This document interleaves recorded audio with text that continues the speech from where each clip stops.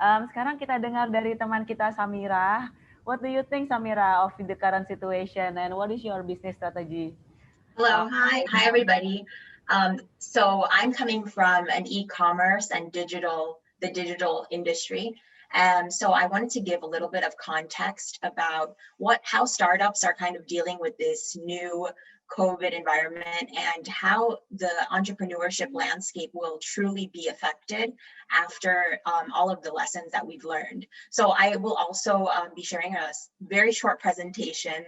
I think that we've learned a lot from bapak-bapak dan ibu-ibu yang sebelum saya ya. So I'm just going to share.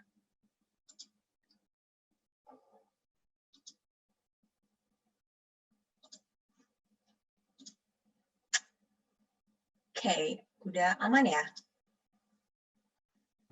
Okay, Samira. Okay, so as it was mentioned before, I'm in e-commerce. So I'm the CEO and co-founder of Tinkerlust.com. So Tinkerlust.com, we are an e-commerce that serves both fast fashion and also luxury fashion, primarily for females here in Indonesia. We launched around 6 years ago, and kita juga udah diinvest sama GDP, which is Jarum Ventures. So, so far, what we've seen in e-commerce is there's definitely an acceleration, as Pak Bambang had mentioned. In a lot of industries that we're seeing, especially here in Indonesia, there is a lot of acceleration, not because of the want, but it's more so because of the need to adapt.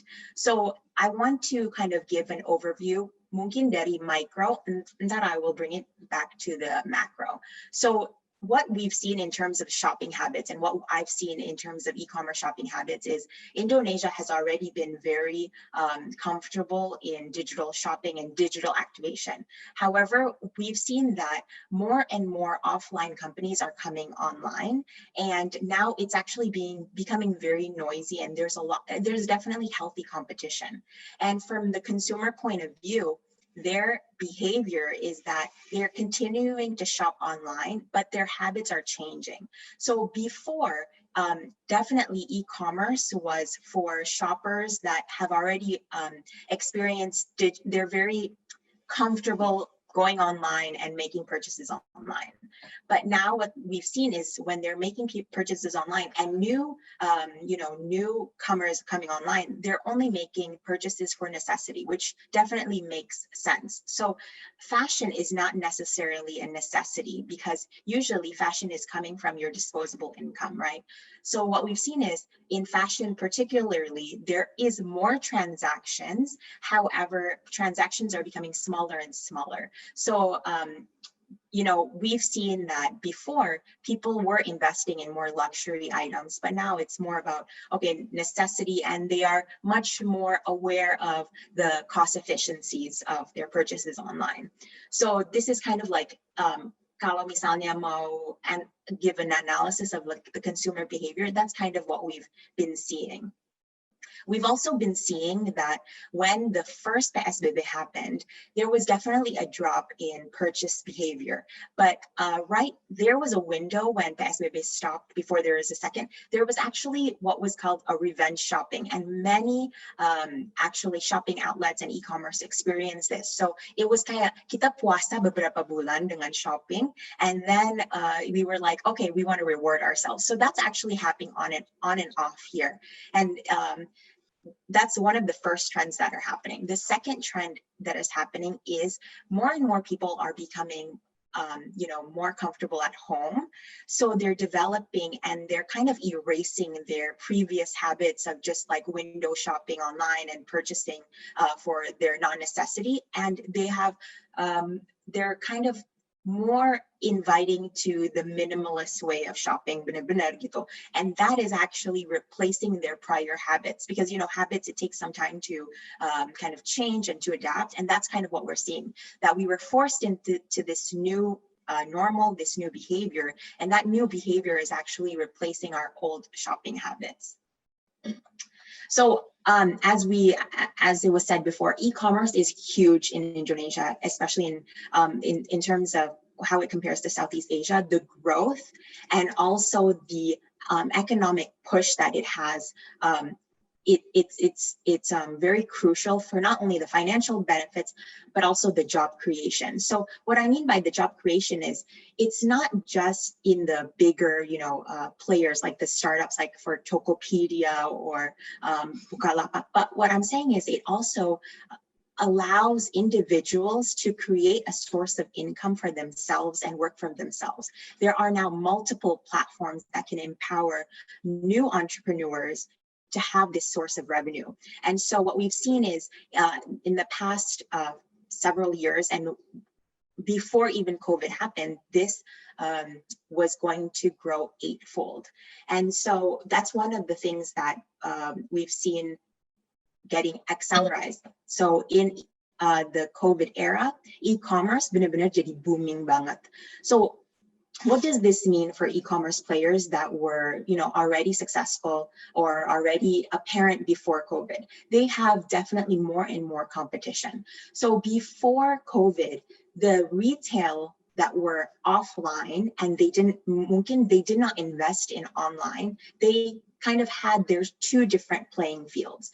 But now more and more players that were offline are coming online and investing more into the digital economy, and not more like in terms of the technological development, and also their e-commerce channels, and also how technology enables their business. So we've seen that there's definitely an acceleration in digitalization for sure, and this is definitely great for both the consumers that are shopping online so that they have more choices to shop from, but also for the development of the economy in terms of logistical needs, online payments. So we are seeing that because more and more consumers and the growth of the market share of digital are coming online, more and more of these mungkin kaya old school players that mungkin hasn't invited online, they are now open and they're making more an investment towards online. So this is like one of the things that we've definitely been seeing. For e-commerce, that mungkin we did not anticipate that kind of competition so soon.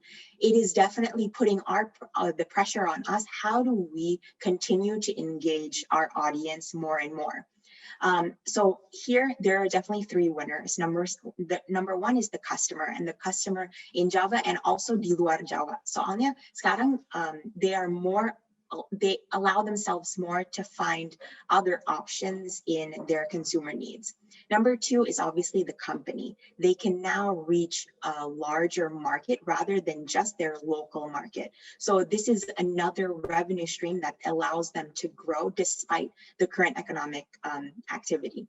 And number three, I think the main winner that we have to definitely see is the platforms that are enabling both the consumer and the company. So these platforms, like for example, Tokopedia, it has experienced such a boom during COVID because we're seeing that Tokopedia, Shopee, Tinkerlust, we are seeing more and more of this supply increase so that it can satisfy the demand that is happening. So that's one amazing thing. The e-commerce boom continues to happen and therefore allows for the creativity of entrepreneurs to continue to maintain. So that was kind of like my experience in e-commerce. As you know, I mentioned that Tinkerlust, we're a funded company. So 5 years ago, when we launched, after 2 years, we secured funding. So we're a Series A company.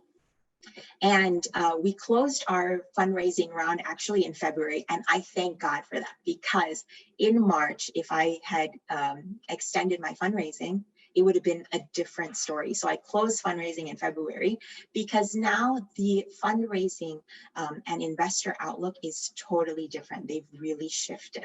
And so one of the things that we kind of have to think about is that they're more when they invest in companies have to be more in terms of how is this business sustainable, right? And how can this business survive COVID? And also COVID is similar to like a stress test for companies as well. So when we kind of like reflect on that, investors are becoming more conservative. And when we talk about venture capital, I usually talk about that in the sense of they are investing in tech companies, and tech companies require 5 to maybe even 10 years to kind of break even or even become profitable. So even the unicorns in Indonesia have not reached profitability. And so what we're seeing is investors do not want to take that risk anymore. What they're daripada mereka yang dulu diversifying their portfolio, so they're kind of like taking a chance here on e-commerce, on education, on food and beverage. Now they're really concentrating on the companies that have shown success during this COVID time, and that is health, obviously pharmaceuticals. So education, access to education, and also e-commerce, but not e-commerce, maybe for example, fashion, but like groceries. So groceries that have been experiencing a boom, and also any platform that engages this kind of activity. So, what we're seeing is that investors are definitely becoming they're becoming more conservative, I would say. But when for certain industries where they feel like it is going to be successful, they will double down and they will definitely invest. That's number one. Number two is investors are investing currently in their own portfolio. So a lot of these startups are experiencing, huge losses or layoffs. And so investors are kind of trying to make a bet with their current portfolio companies, gitu. So what is the startup situation now? Like as a CEO of a startup, like how did I take it in the first couple of weeks? I remember actually in March when my co-founder was like, kita harus work from home.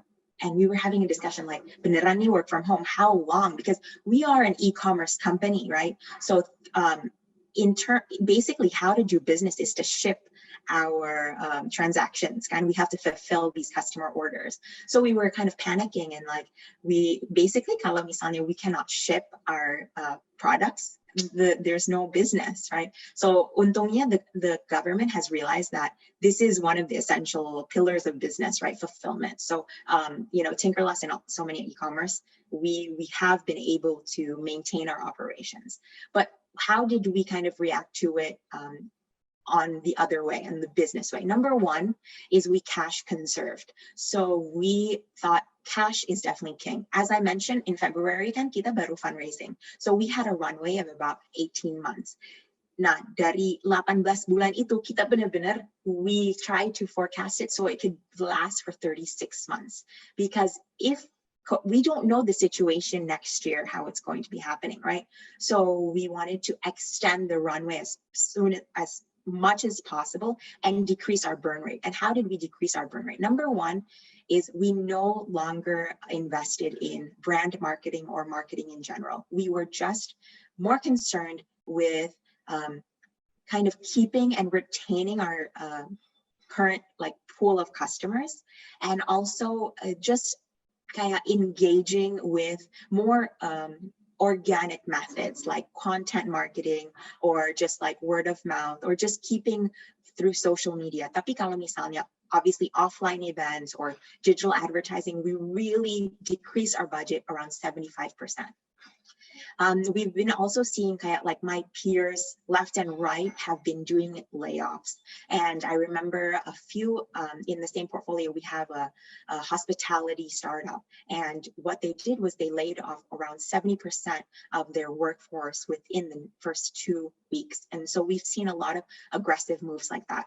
Tinkerlust, what we've been doing is we do unpaid leave. So even though we don't lay off our employees, we do take a cut, all of us, so that we can come together and save the company and survive together for the future.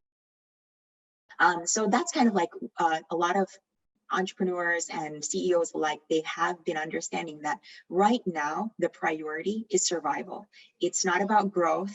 It's not about being acknowledged for anything. It's about keeping our head down, working as hard as we can, and surviving. Number two, I think one of the most often things that we've been seeing is a lot of companies have been pivoting. So like, for example, Tinkerlust, right?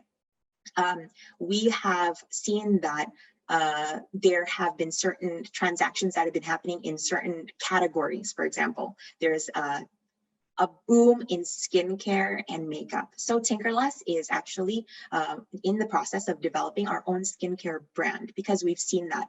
And so why are we doing this? Mungkin people have wondered, okay, you're an e-commerce company. Why are you going into skincare, which is a retail company, D2C? But we see, okay, we have the back end already. We already have the logistics, we have the marketing, we have the name. And this is another way that we can kind of expand our revenue channels. So this is one thing that many companies have been doing. I know a real estate company, they had like they have agents with them and they have a huge logistics and delivery kaya buat antar agent. So they transferred into a grocery store, like online grocery store. So that's kind of like some examples of how entrepreneurial business are pivoting. And I think that a lot of things that we see about entrepreneurs in general is that we act on opportunities, right?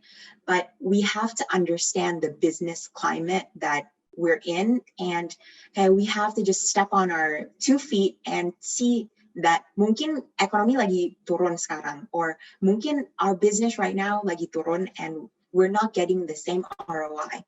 However, we have to kind of magnify the opportunities, and that's kind of our jobs as entrepreneurs juga. How do we make kayak lemonade dari lemons gitu?